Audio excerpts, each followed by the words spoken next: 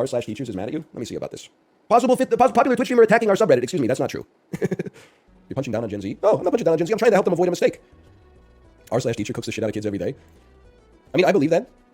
But I always wonder, like, whenever I see a teacher post that's like, you're right, the kids these days are cooked. I'm a teacher and I can't get my kids to focus in class at all. In my head, I'm kind of like, no disrespect, I bet you actually like suck ass at your job. Because you post, it's not because I think like, because the kids don't listen, you're a bad teacher, it's because you're posting on Reddit. Like that's an indictment of your intelligence as an adult, no disrespect.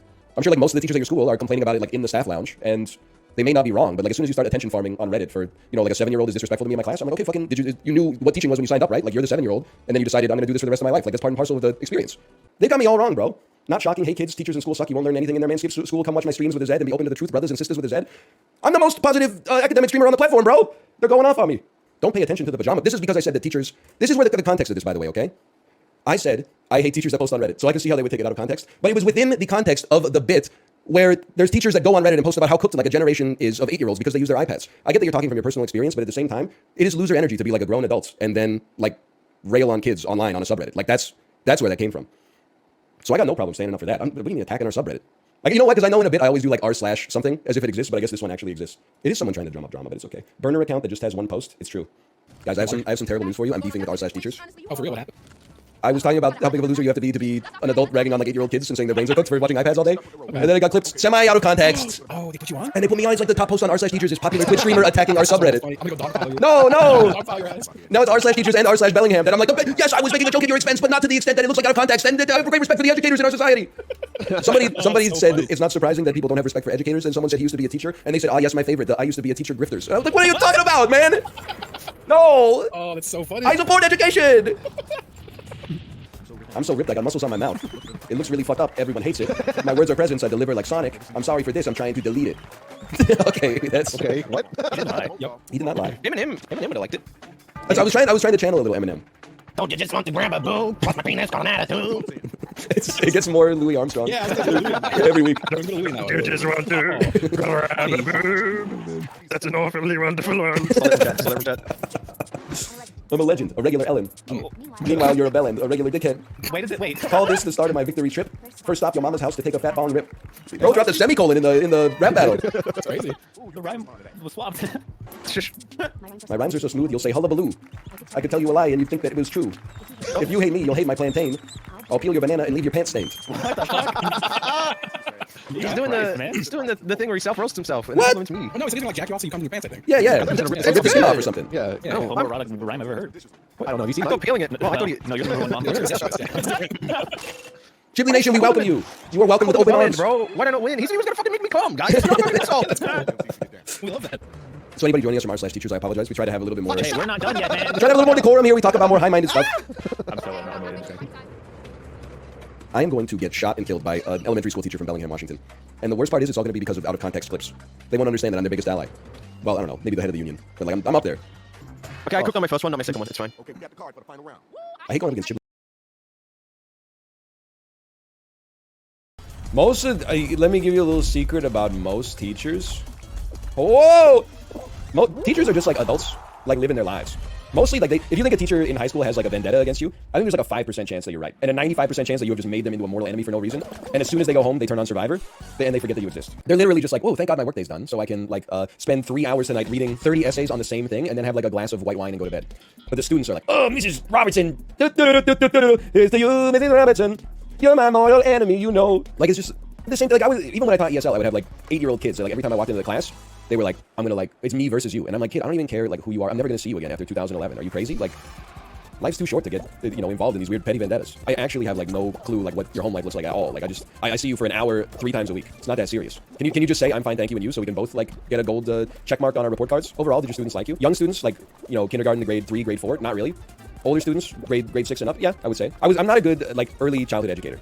Because I have a deep voice, I don't have that kind of demeanor that like little kids really like. I'm a lot better at it now because obviously like I have my own child. But prior to having my own, I'm like I'm not an enthusiastic guy. Holy cow, I love tail tag. I hate tail tag. Get me out of here.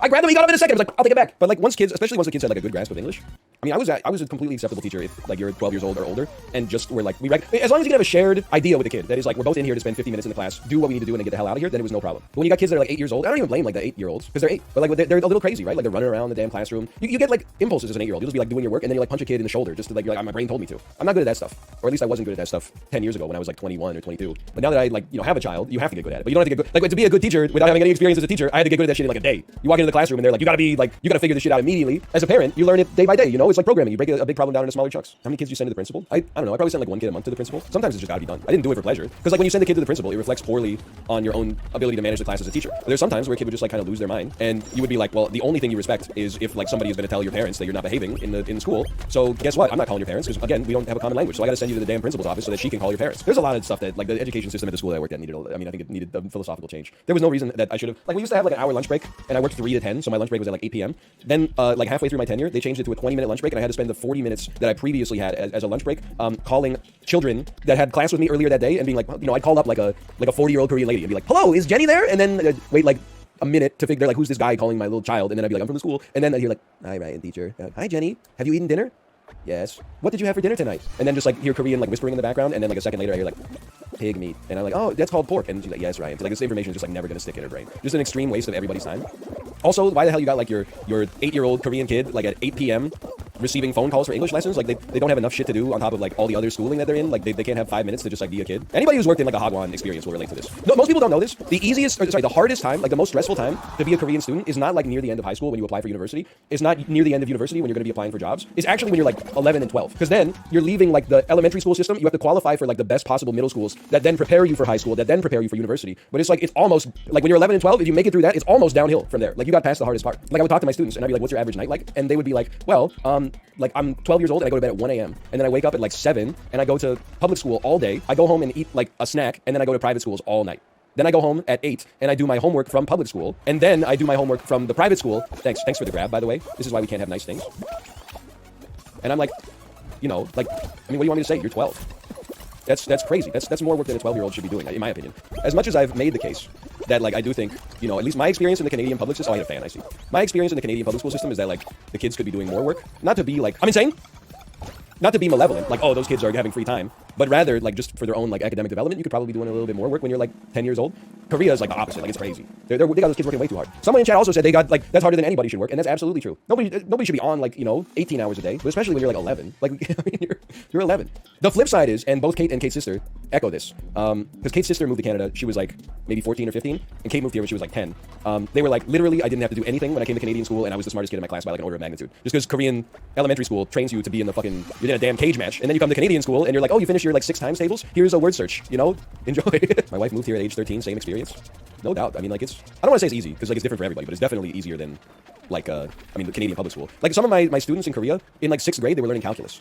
Not, like, advanced calculus. But we didn't even have a calculus class offered to us until we were in 12th grade. And then, like, I don't know if they actually did it, but at the last time I checked, they were talking about actually taking calculus off the curriculum. Which, for the record, I don't work as an educator. There might be a good reason for that. That maybe you learn it all in university anyway if you go to a science or a math-focused program. But, like, definitely struck me as, like, two countries with very different philosophies on education. I remember I had a private lesson. Like, sometimes we had classes at the school that were just, like, one-on-one. And it was, like, a 13-year-old kid that lived in New Zealand for, like, 6 years and then moved back to Korea. I was teaching him a lesson about World War II. I did a bunch of research about, like, Rommel and the campaign in North Africa to teach him the lesson. Like, 5 minutes into the lesson, he was like, teacher, I know all this. And I was like, okay, I don't know. It's silly me. I didn't think the average 13-year-old would know that much about the North African campaign in the Second World War, but I guess, you know, this is not the average 13-year-old.